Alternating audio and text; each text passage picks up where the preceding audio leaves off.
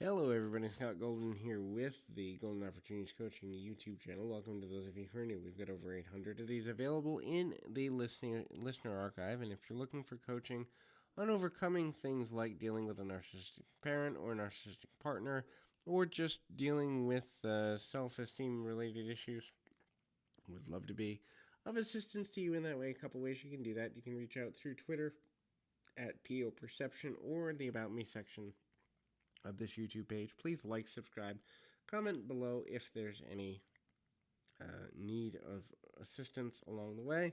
So, this is, as mentioned, a audio basically about narcissistic parenthood.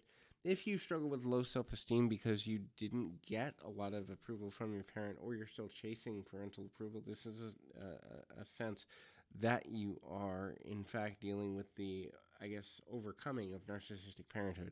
Narcissistic parents always want you to feel badly about yourself so they can feel better about themselves. Therefore, fearing the harsh critic and or having the idea that you are not going to be favored by your parent, or that you're always going to be criticized regardless of what you do, is ultimately their two main signs of actually having dealt with narcissistic parentage throughout. The next thing is if another of your siblings have favor, or if they favor your friends or other people around you.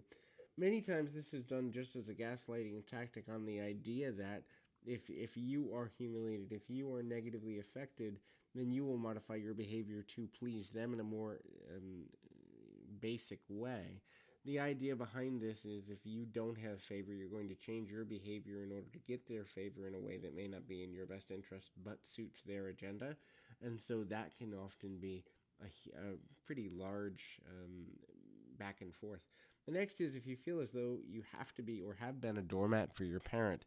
This could be something as simple as their insults or their requests for you to help them financially, emotionally. Many times, narcissistic parents will expect young children or teenagers to be their emotional support system or their crying towel. In other words, the person they complain to on a consistent basis. And if you find yourself being a doormat, even though you don't feel that it's appropriate for the parent to expect this of you, you may have been dealing with or are dealing with a narcissistic parent. The next thing is if there's shame around the idea of introducing people to your parents or bringing them into your family structure, if you constantly feel like you have to apologize for and or make excuses for and or struggle to identify ways that you can introduce friends to your parents without you fearing the worst, it going badly, or in some way it going in a negative direction that you can't recover from, all of these are signs of potential narcissistic parentage. The next thing on this particular list happens to be kind of if you don't have boundaries. So if you try to set boundaries and you ultimately feel as though you don't ever get respect from your parent or value to your boundaries, whatever they may be, this is a sign that you may be dealing with narcissistic parentage. Now, this doesn't necessarily mean that you always will have to deal with this, or that they can't learn boundaries and then take them back from you. That's another major sign of issues in that way. The next thing is self-destruction. So self-destruction can often be problematic for a number of reasons.